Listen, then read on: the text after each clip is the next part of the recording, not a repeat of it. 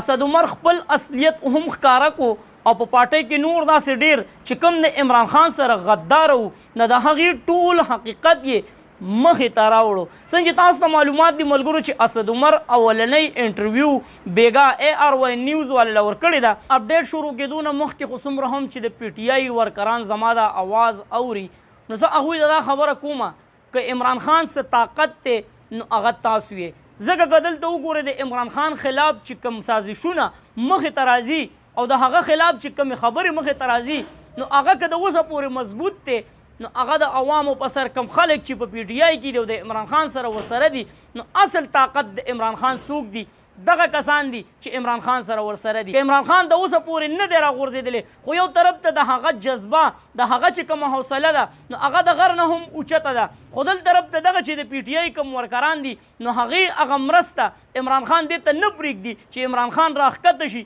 او چې کوم په هغه باندې سازشونه دي هغه په ځان باندې حاوي کړي. څنګه چې تاسو ته معلومات دي چې تاسو کتلی شئ فواد چودھری او نور داسې ډېر کسان چې هغوی عمران خان پارټي پرېښوده او هغوی په نورو پارټیانو کې شریک شو خو اسد عمر تر اوسه پورې چې کومه خپله عهده ده نو د هغې نه خو علیحدګي اختیار کړې ده خو هغه لا فلحال په بلې پارټۍ کې اعلان نه دی کړی ځکه چې دلته کې هغه ته واضحه دا ښکاري چې که موږ د بلې پارټۍ نه ودرېدو نو موږ د سره نه کامیابېږو. دا چې کومه انټرویو اسد عمر ARY نیوز له ورکړې ده نو هغه انټرویو د سره په دې ویډیو کې شریکومه تاسو ته به مکمل حقیقت پته ولګي چې یو څومره غټ پلین د عمران خان خلاف جوړ شوی او دغه چې کوم خپل کسان دي د سره نو هغوی په خپل نیتونو کې څومره چپ وو خو وتعز من تشاء وتذل من تشاء. عمران خان دا خبره هم کوي که نه چې یو پلین هغه وي چې الله جل شانه یې جوړوي او بل پلین کم یو وي هغه وي چې انسان یې جوړوي. نو چې کوم الله جل شانه یو پلین جوړ کړي نو پلین هم هغه وي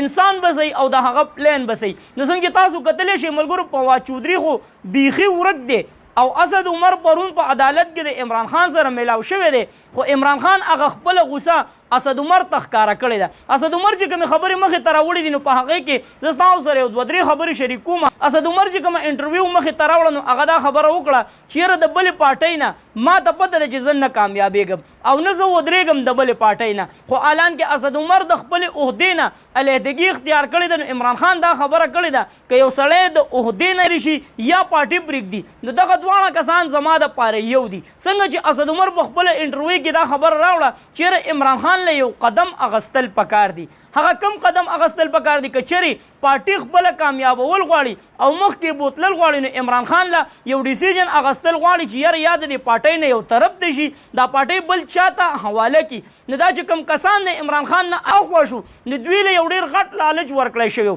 هغوی له دا لالچ ورکړی شوی چې یاره عمران خان عزم ګرفتاریږي یا نه اهل کېږي او دا پارټي چې کومه ده نو دا به تاسو ته حواله کېږي. اسد عمر نه چې کوم سوالونه شوي نو په هغې کې یو سوال دا هم دی چې آیا ته دا خبره کې چې عمران خان له یو ډیسیژن اغستل پکار دي د دې سره به پارټي مخکې لاړ شي او مضبوطه به شي. نو په هغه ډیسیژن کې یو ډیسیژن دا دی چې عمران خان یو طرف ته شي او د پارټۍ چې کوم مشر دی هغه بل جوړ کړي. نو آیا تا ځان د دې قابل ګڼو چې یاره ما ته به دا پارټي میلاو شي؟ نو هغه دا خبره مسترد کړه هغه وویله چې عمران خان خپله یو د پرویز خټک صاحب نوم اغستی او یو د شاه محمود قریشي نوم اغستی نو په دې کې د یو کس د پارټي حواله کړي خو د پرویز خټک حوالې سره یو ډېر عجیبه خبره مخې ته راوړه. هغه کومه خبره ده هغه دا ده چې پرویز خټک کله په اخري پیرې زما سره میلاو شو نو وایي هغه ماته دا خبره وکړه چې یاره کوم د نوشهره سیټ دی نو دا موږ بغیر د PTI د ټیکټ نه هم ګټلی شو. پرویز خټک دومره مطمئن و چې یاره دا یې د دې پارټۍ نه پسې چل باندې اړو